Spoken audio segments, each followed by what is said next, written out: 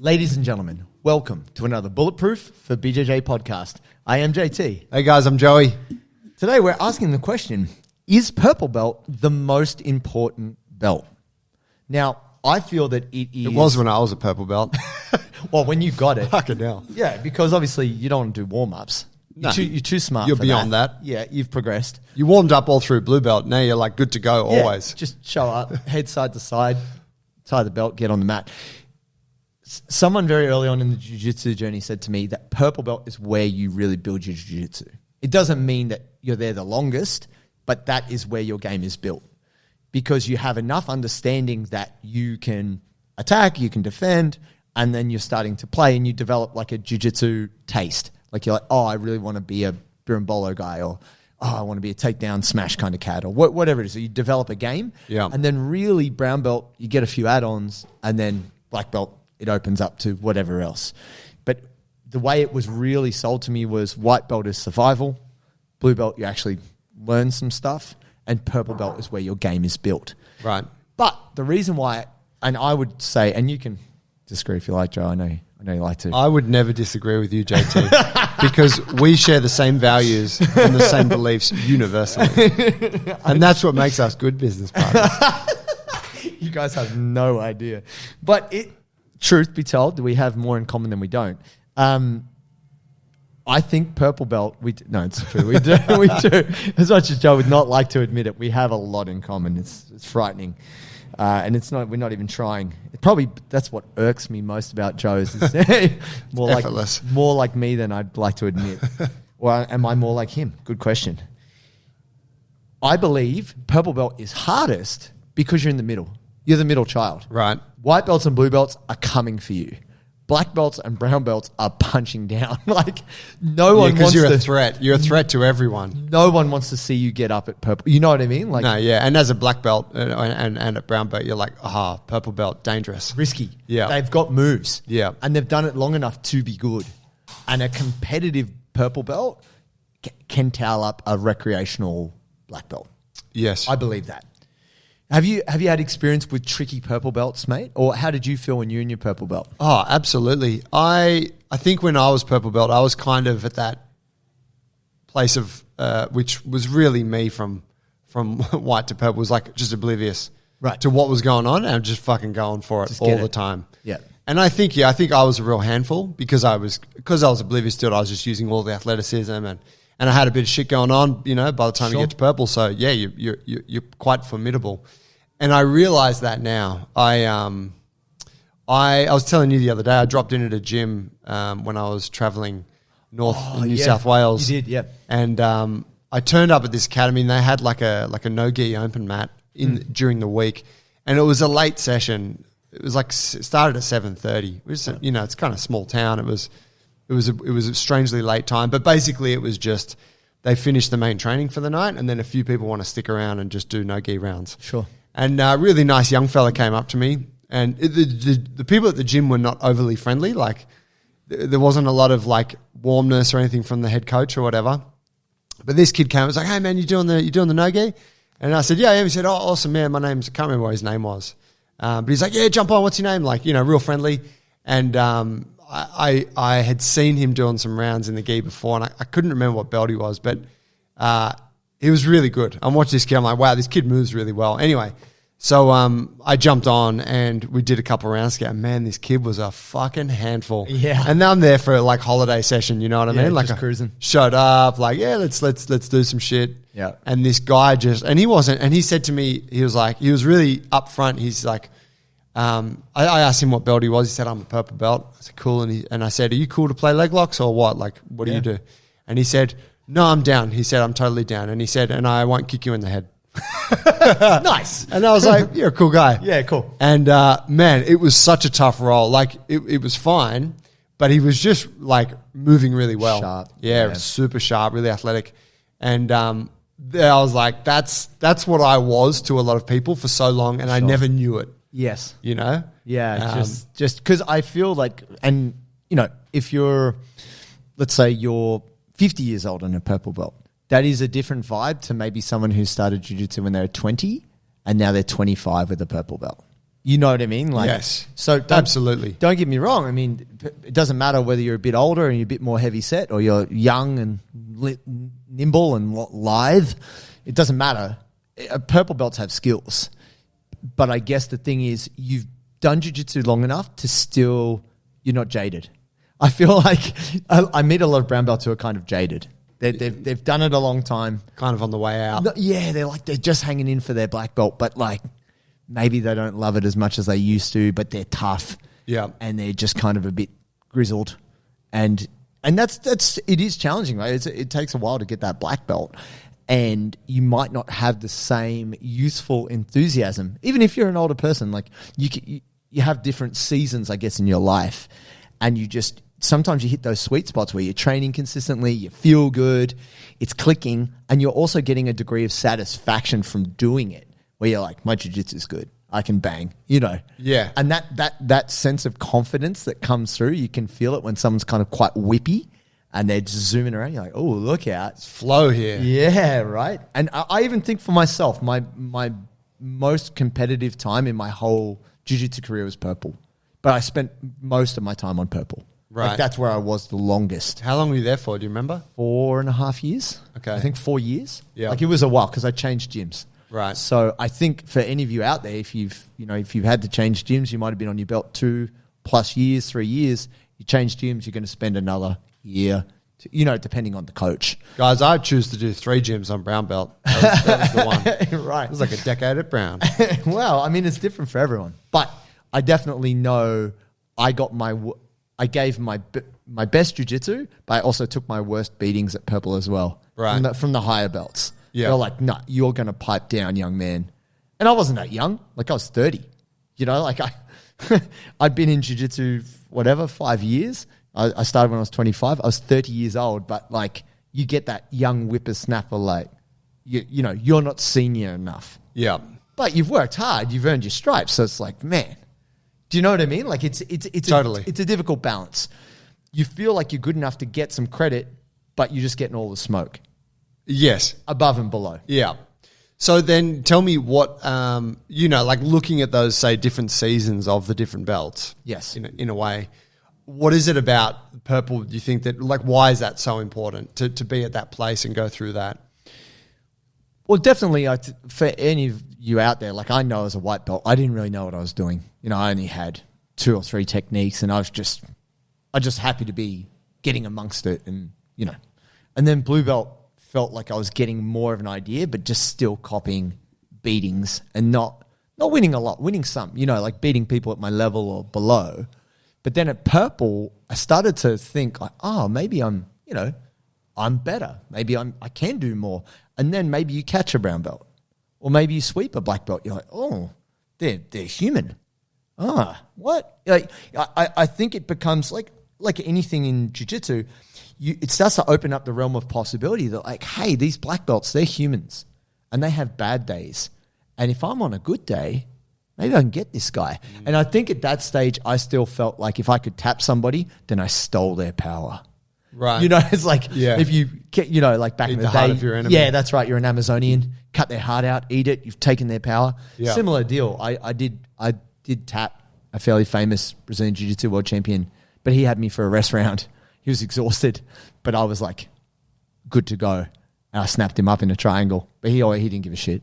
He was like, oh, fine. And he powered up, he got me back, but I could see how exhausted he was because he'd just taken 5 hard rounds with world champions as well. Had you had a rest round prior to that? I hadn't, but I'd been rolling purples. Bro.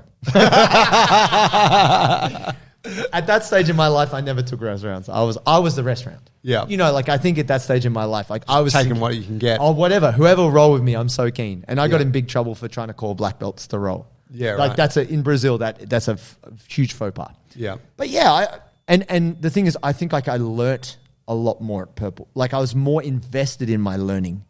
And then once I felt like, okay, this is my guard.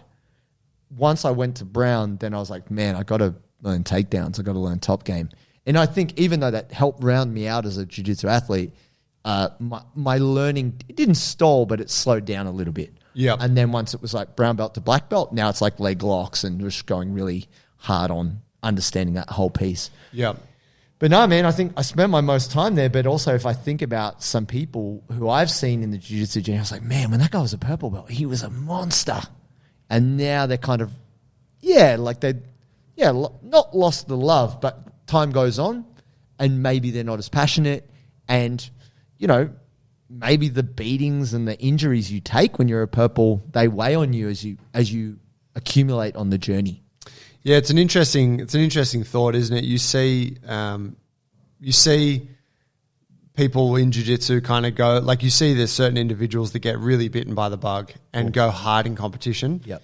And this is just talking about local cats, guys and girls. Sure.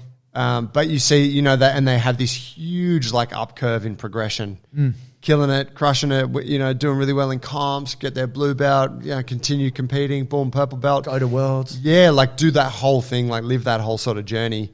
And then you often see them just kind of, you know, you just stop seeing them, the competition stuff or whatever. And I'm saying all this as someone that doesn't compete, right? Like I look at that and I'm like, wow, that's fucking cool, you know, full respect.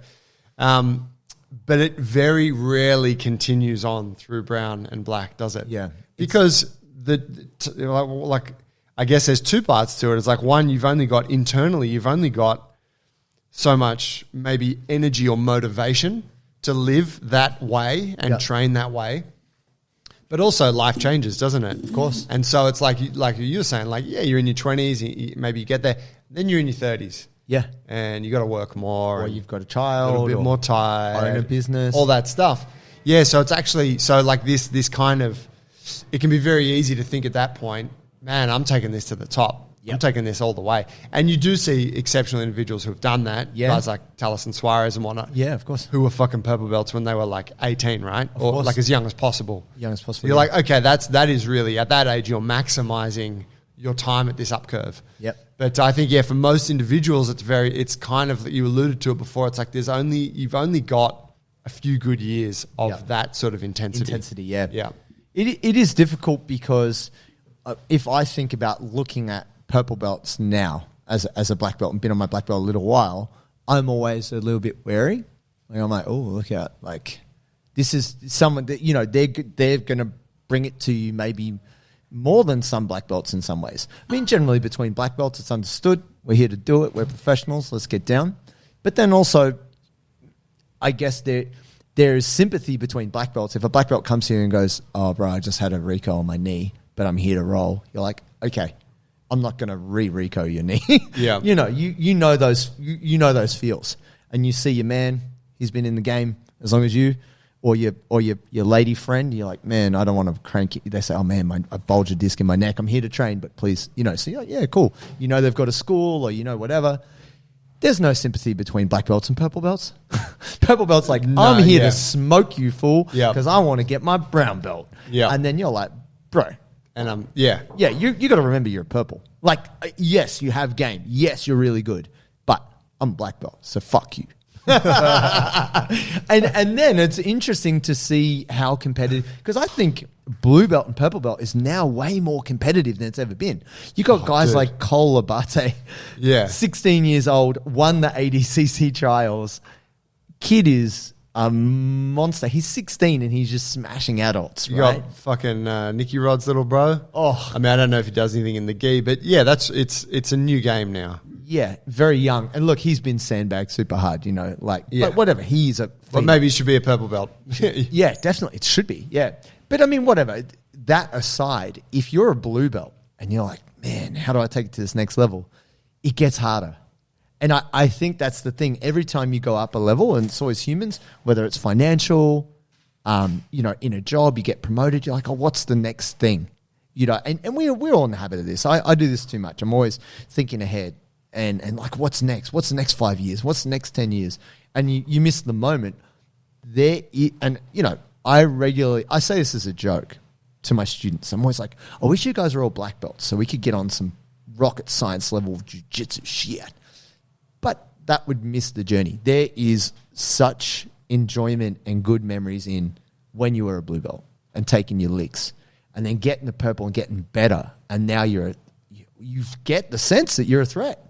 You're like, man, I can I can do some damage here. I mean, I can kick these white and blue belts' butts, but man, also I could get these brown and blacks. And you're really you're an unknown quantity, which I think is why it is important, because everyone recognizes your potential. I think if you make it to purple, you're probably going to go to black belt. Not all, but you're pretty deep in the jiu-jitsu cult. You're pretty deep in the path, I think. Yeah. I'd be interested to see what the stats show, because I tend to feel like you can just bow out at any point. Yeah? I tend not to think that because you got here, you're more likely to go to here. Oh, yeah? And just because of, all the other shit that happens in life. Yeah. I think about myself, I was like, I was very happy to stop training. But you came back, though, I did come back, but only because of certain circumstances, right? Yeah. Like I would say, if I hadn't have met Adam Childs through you, Sure. I probably just wouldn't have come back. Right. And I would have been like really happy to have finished with a brown belt, whatever. But so I don't know. But though I am sure, I guess there's got to be some correlation with, if you've invested X to get to here, then you are more likely to. Sunk cost biased. As humans, we love it. It's true. We like it's hard. It's if you give anything more than 5 years of your life to something, that's a significant investment. Yeah. Right. So I look at it and I go, why is purple belt so important? You build your game, but then also I think there's huge learning at that level, which is you realize your potential within jiu-jitsu. I think that's where it sits for the individual. If you're out there and you're a blue belt and you're going to get your purple, I think the amount of development that occurs at purple is huge. It's probably underappreciated because people are like, oh yeah, purple belt, it's pretty easy. It's like being in year 10 in high school, kind of cruising. Some maybe some of the work's hard, some it's not. You wag a bit, whatever. Fuck a warm up, Smoke a few cones, no big deal. Whatever. Show up late, get away with it, pull an all-nighter, and you're still happy. You're not getting kicked out of home. You're having a good time. But then you get to year 12. People are putting pressure on you. This is really important. Decide what you're going to do with the rest of your life. I don't know. I'm 17. What about crypto? I think it's way harder to be a teenager now because but my mate's making like 16 grand a month on Twitch. Why do I want to study for? It's true. This university thing is a rigged game. But once you get out of high school, it's kind of up to you, right? And I feel like that's where you get brown and black. Like it's kind of choose your own adventure from there. But I feel like at purple, you still need some guidance, but you start to wake up to your potential. And I feel like that's why purple belt is in some ways the most important belt in terms of the evolution. Obviously, we all glorify the black belt, but in truth, if we're talking about jiu-jitsu development, that's my take on it. Do you have a memory of the baddest or the best purple belt who you ever had to throw down with? Ooh, damn. Well, I don't. I mean, there's many. I think that the toughest purple belt I ever rolled with would have been my counterpart, Bean. Yeah, you talk about Bean. Yeah, and he's the one that went from purple to black belt. Oh, he skipped brown belt. What? Yeah. What? Which is ridiculous. Full acknowledgement. It is absurd. And I think he thought it was absurd. The coach, it was the strangest fucking occurrence. We were both purple belts. Please dig into this. This is, man. Yeah. You haven't told me this story. So we were both purple belts. I was very on the outer by this stage. Mm-hmm. I had opened the first gym, Jungle Brothers, and that was like taking up all my time, and I wasn't really enjoying it. I've spoken about that before on the show. So I was kind of petering out, and he just kept this line of like consistent and really savage kind of training, and is a really strong dude, really great technique through like blue, purple to black.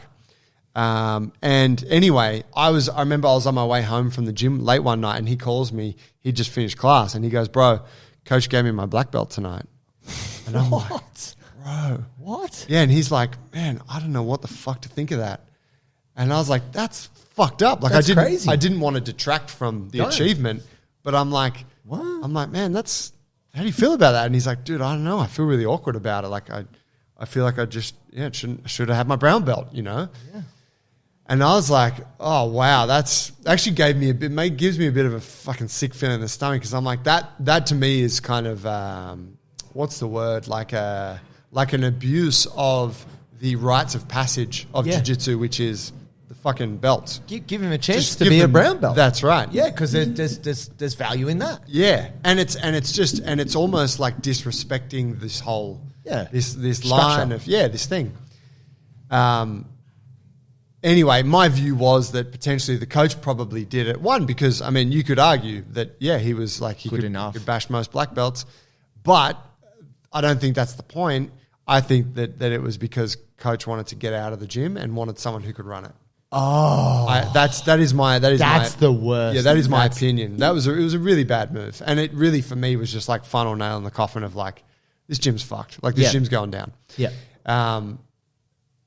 So training with Beam was probably one of the toughest, roles I can remember. But I do remember at that gym, one role I had, which was I turned up and it was, picture this, you're like, long day, you haven't really slept very well. You're like, am I going to go to the evening training? You're like, I'm going to go. Yeah. And you show up, get there, it's the late session, whatever, and there's a guy who turns up and for the class, new guy, and walks in and just has this like posture and kind Bit of an air to him. Yeah, very aloof. Like really, like, hey man, what's going on? I'm saying, you kind of go, it's like, hey man, nice to meet you. Like just not Douchebag. Yeah, you're like, fuck's this guy. Don't trust this guy. And he was from somewhere else in Oz, and he was a purple belt. Okay. And he's like, I'm just stopping through town. I thought I'd come train.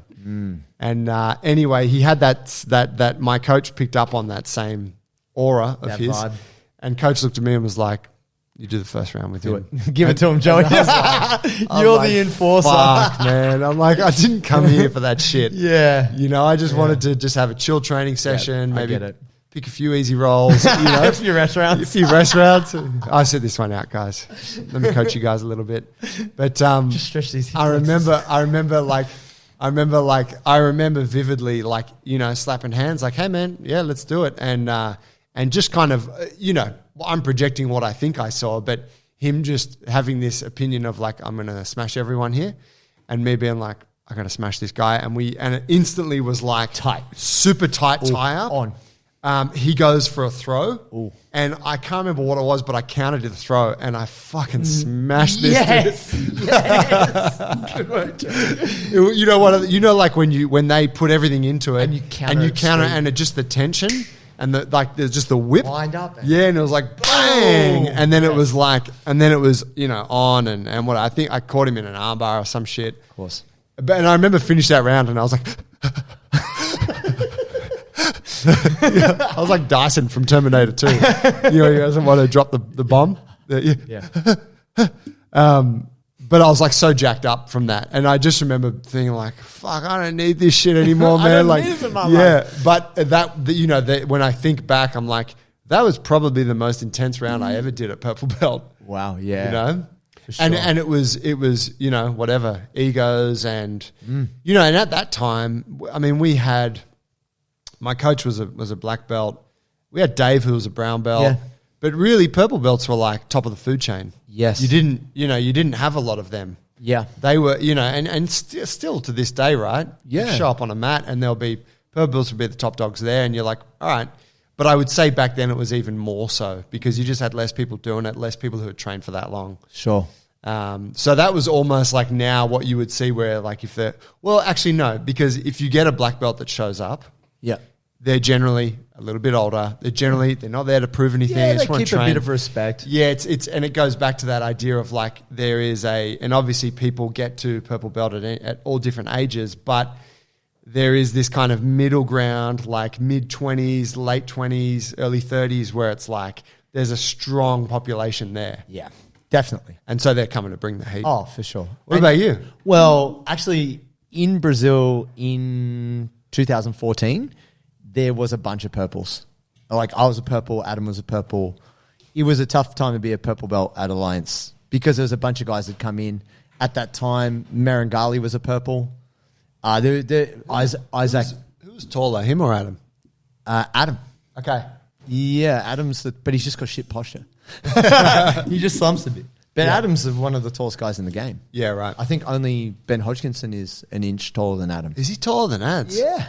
Oh, wow. I didn't know Crazy. Hodge was that tall. Yeah, he's taller than everyone. He's the tallest guy in jiu-jitsu right now, I think. What's that, like 6'5"? 6'6", I think. Ugh, gross. Yeah, God, if only he put some muscle on him. Shout out Ben Hodgkinson. But sandbagging Creonche. Sandbagging Creonche. But in truth, there was a bunch of purple belts at that time all training, and there was a guy called Roberto. And Roberto is actually from Las Cruces, GB, New Mexico. And we didn't know it. He was the best guy. Like, I think he won Pan Ams at lightweight purple belt, but he was 6'2", and he would make weight at 72. So he was like an avatar. He's super long, and he was just like super mild mannered, like, oh, hey man, how are you? Like, shake your hand, and like, bit like almost like a bit effeminate, like not a soft handshake, but like there was like a bit of a caress to the handshake. Yeah, okay. And you're like, oh, that felt. Oh, do we know each other? Yeah, What's going on? And man, he would smoke everyone in the gym. Everyone couldn't believe this guy. God, what's with this guy? Like, he's killing everyone. Like, just even black belts, he was taking people's backs. And everyone's like, who's this? So straight away, Fabio's like, we got to get this guy off Team GB and get him on Alliance team. Like there was a point where, like, same thing. Like, okay, this guy's doing too well.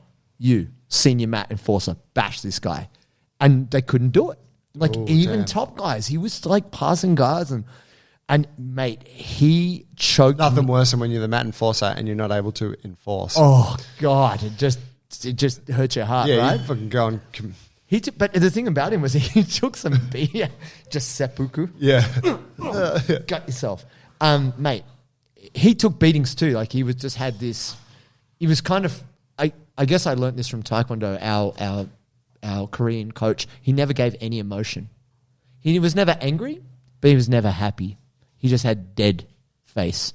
And I actually find that the most intimidating thing, when someone has no emotion at all. So funny you say that. I had a couple of Korean training partners back at Blue Belt. Okay. Who were, exactly the same. Yeah. They show you nothing. And, you know, and you can't get Can't a read. read them. Yeah. No. And it was like, I only saw, it was obviously like a very trained and ingrained kind of thing, like a toughness. Don't show pain. Don't show fatigue. Don't show emotion. And so you're given, as you know, like classic thing in a movie, dude hits other dude as hard as he can. Whap! Dude just snaps back like whatever. Yeah. Roberto could take the hardest punishment from the biggest dudes and give nothing. Right. Like, no emotion, and rarely got tapped. He was Brazilian? No. He's You said New Mexico. He's from New Mexico, so I think he was part Hispanic American. Just tall, slim, tan skin, and just long eyelashes, freckles. Sounds very nice. You got a photo of him? Aquarius. And man, a lovely guy. Like, he was a roommate of, like, we were staying in the same place. All the ladies loved him. Like, he killed it with the ladies. Sounds like all the boys loved him too. I think they did. I think he might have liked the boys too. It was never made public, but how cool, bro! And he choked me so hard one time, I couldn't stop coughing. Like, he crushed my throat, and then I just couldn't breathe properly, and I just because that shit folds, yeah, and it can take a little while. And he had his forearm on my neck when he choked me, and I felt like my esophagus cracked or something. Yeah, it was really rough, and I cried after training. He bashed me. Wow. Like, I thought, oh, we're cool. And he's like, today we're not cool. I don't know what had happened. I don't know what was going on in his life. But that day he beat me so bad, he tapped me 8 times in probably a 6-minute round. Wow. And I was giving it everything at the height of my powers. And he freaking destroyed me. Wow. And that made you cry? After just training, the disappointment or disappointment in myself. Yeah. Because I thought I was ready. I thought I was ready to be one of the best in the world. Yeah. And he just showed me like, nah, bro, you're bigger than me and I'm way better than you. But I in truth, I believe he was on another, I felt he was probably on a brown belt level. Yeah, right. He was already there. But it's just his attitude was so relaxed. There was no pretense. You didn't get a vibe like, oh, this guy thinks he's a champion. But God, did he roll like that. And yeah, it's like one of those guys makes you want to quit. You know, you're just like, oh, this guy's too good for me. Where do I sit in this world of jiu-jitsu? This is confronting. And I never saw him again after that that thing. Like everybody was talking about how good He he sounds was. like a lovely guy. Hopefully something bad happened to him. He probably got shot in a drug deal in New Mexico. You say Breaking Bad, right? Yeah, because that's the thing. They got the biggest meth problem in all of the states. Oh, shit. Crazy. But yeah, purple belt and just a threat to everyone. Yeah. So if you are... So there's a little bit of props for all the purple belts out there. We respect you guys. We do. Somewhat. But you're still a purple belt. Now, next thing's next, Joe. We got any shout outs or anything else we need to give the people? We got a lot going on. There's I want to just give a quick update on what's happening with the program. JT and I are working at the moment to try and get an app built, and we're just figuring out the best way to do it. The program that we have is changing the lives of jiu-jitsu players around the world. It's the coolest fucking thing we've ever done. But it is all based on a website at this point, which we know and we're well aware is not the ideal way for you guys to engage with it. So the app is the next frontier. We're just figuring out how to do it because we got to be smart about it and we want to make sure that it's really good and operates, that's really great to use. So that's happening on that piece. And in amongst all of that, we got changes to our standards program coming. Correct. We got updates to our mobility program. Yep. And we got our prehab coach, which is like an injury kind of prevention/rehab coach piece that we're going to have built into the members area. So for everyone that's on it, love you guys. For anyone that's listening that wants to be a part of that, jump on board, bulletproof for BJJ.com. You can sign up for a free trial. You get a week for free, and then you pay very little, and you got a few different subscription options. But if you use the code BJJ Podcast, you get 20% off your subscription. Go do it, sign up, get strong, get flexible, get the guidance. The beauty is that we built the whole thing so that it doesn't interfere too much with your jiu-jitsu training. So you can keep doing your thing on the mats. You can get a couple of days of strength and mobility in, and you can make sure you're looking after yourself and staying in the game so that you can be the purple belt that goes to black belt. Oh, yeah. Or the white belt that goes to black belt or wherever you want to take it. Exactly. Yeah. Thank you. Good one. Thank you, bro. Cheers, guys.